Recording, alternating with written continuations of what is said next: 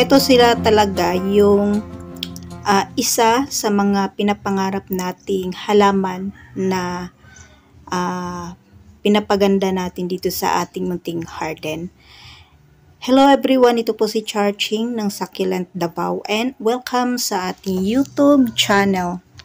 And for today's video, so ito na guys yung update sa ating bougainvillea.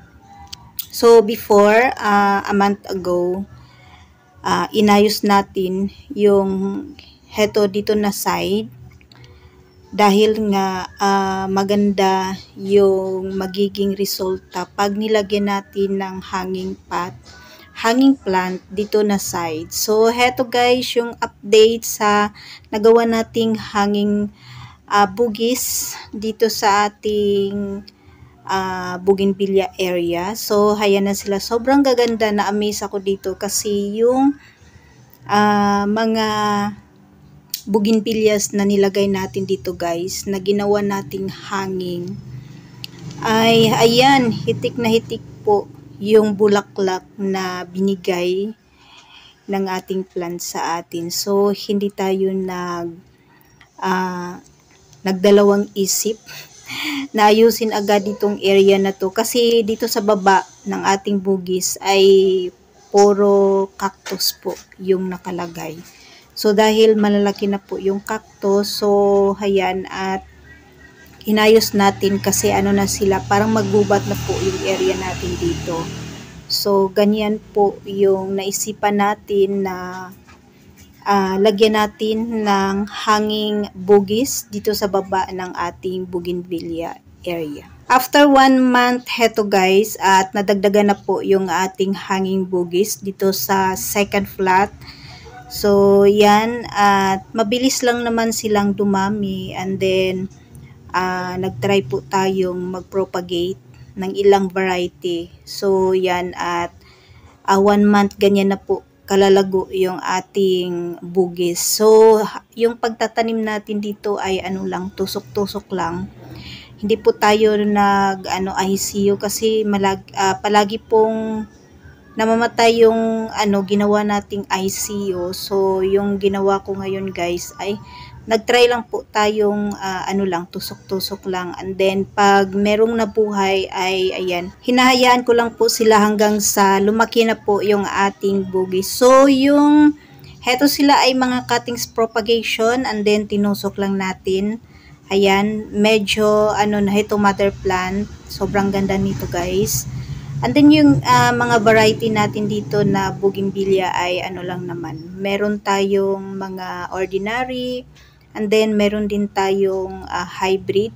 Pero yung hybrid guys ay sobrang hirap i-propagate. And then heto yung ating mga common lang naman na mga like nito, yung bridal ata siya guys. So bridal white ata to siya, hindi ko sure yung ID, hindi pa po ako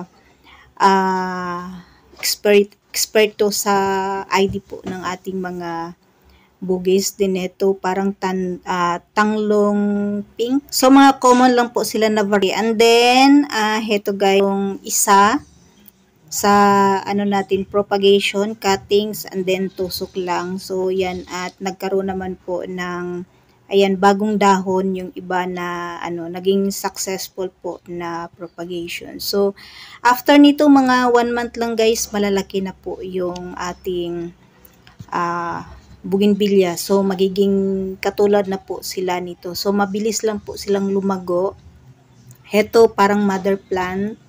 Yan, sobrang ganda, sobrang hitik po ng bulaklak ng ating bougainvillea. So ito sila ay mga variety na common lang po. So yung mga common natin na na bougainvilleas ay sobrang dami po kung magbigay ng bracts and then flowers. So ayan, heto, at meron din po tayong na-propagate. So ganito lang po ako mag-propagate. Ayan, naging successful naman po yung ating propagation. So sa 100% na cuttings propagation natin ay siguro mga 50%, 60% na buhay. So ayan, at least 'di ba merong nadagdag dito sa ating mga bougainvillea.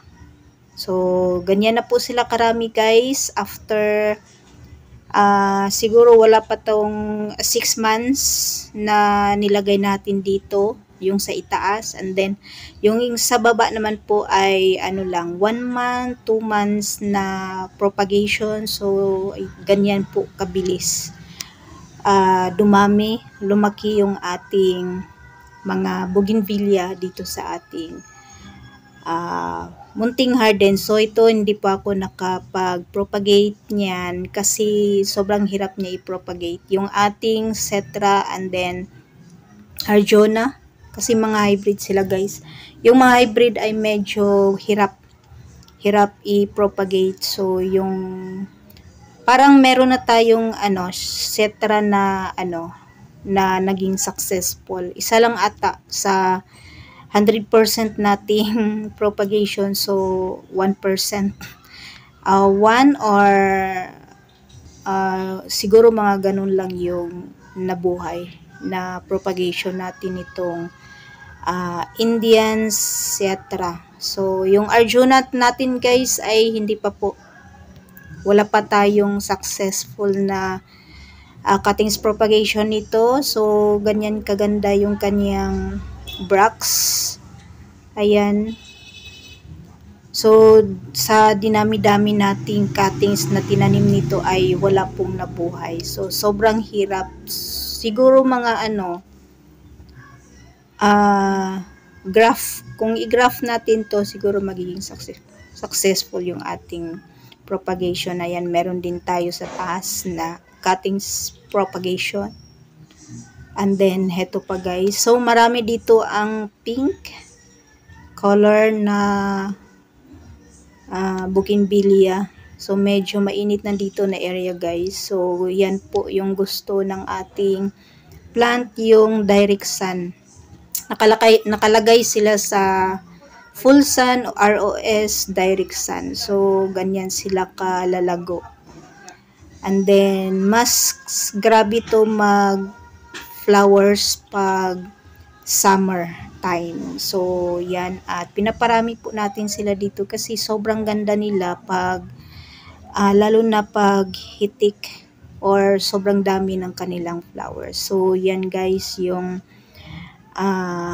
mga bagong dagdag na halaman dito sa ating munting garden. Nag-start tayong magtanim or mag-collect ng bougainvillea nung pandemic. So, hindi po tayo nakapag-propagate ng marami kasi wala pa po tayong area na paglalagyan. So, nung medyo marami na sila dito sa ating munting garden ay ayan, nag-isip tayo ng paraan para malagay sila or mailagay natin sila sa tamang area. So dito natin sila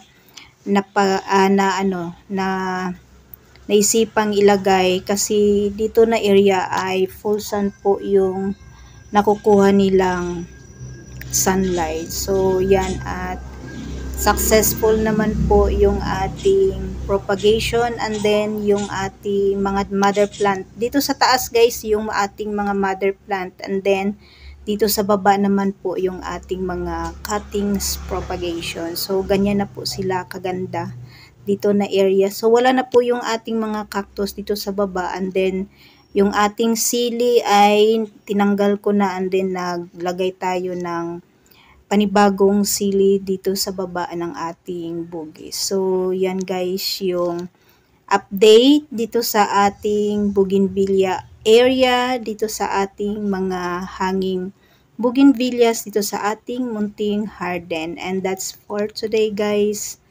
Maraming salamat po sa inyong panunood dito sa ating YouTube channel. Thanks for watching and God bless.